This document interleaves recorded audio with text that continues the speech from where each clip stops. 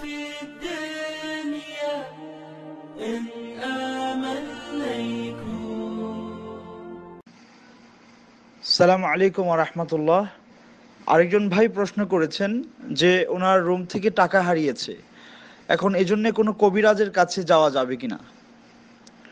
জি সম্মানিত ভাই, এখানে ব্যাপার হলো আপনার রুম থেকে টাকা হারিয়েছে, এজন্য তদন্তের দরকার। তদন্তের জন্য আপনাকে যে কোনো বৈধ মাধ্যম গ্রহণ আপনার জন্য জায়েজ।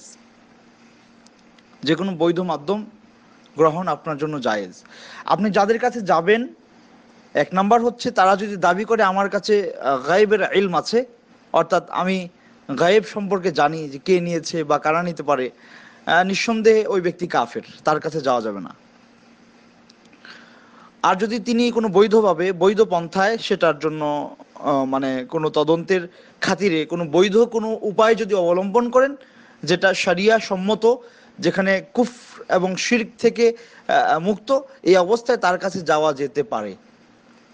এ ব্যাপারে ইসলামী শরিয়ার একটা মূলনীতি আছে, যদিও এটি একটি হাদিস, তবে এটিকে মূলনীতি হিসেবে ধরা যায়। সহিহ মুসলিমের রিওয়ায়াত, রাসূল করিম সাল্লাল্লাহু আলাইহি সাল্লাম বলছেন যে আরিদু আলাইয়া রুকাকুম লা বা'সা বির-রুকা মা লাম ইয়াকুন ফীহি শিরক।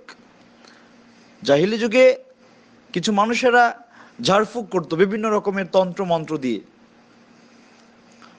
তো রাসূল করিম সাল্লাল্লাহু আলাইহি সাল্লাম চিরন্তন সলিউশন দিয়েছেন। তিনি বলেছেন আরিদু আলাইয়া রুকাকুম, তোমরা তোমাদের এই ঝাড়ফুঁকের এই মন্ত্রগুলো আমাকে শোনাও, পেশ করো আমার সামনে।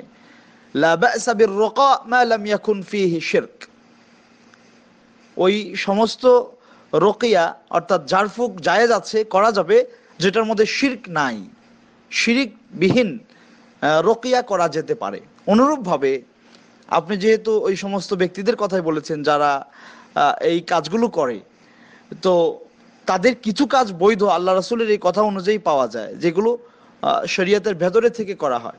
সুতরাং এমন কাউকে যদি পান যে তিনি এমন কিছু করছেন যেটা কুফরি পর্যন্ত যাচ্ছে না, যেটা শিরিক পর্যন্ত যাচ্ছে না, তাহলে তার থেকে সহযোগিতা নেওয়াটা আপনার জন্য বৈধ, আপনার মাসলাহার খাতিরে। এই হলো বিষয়। আসসালামু আলাইকুম ওয়া রাহমাতুল্লাহ।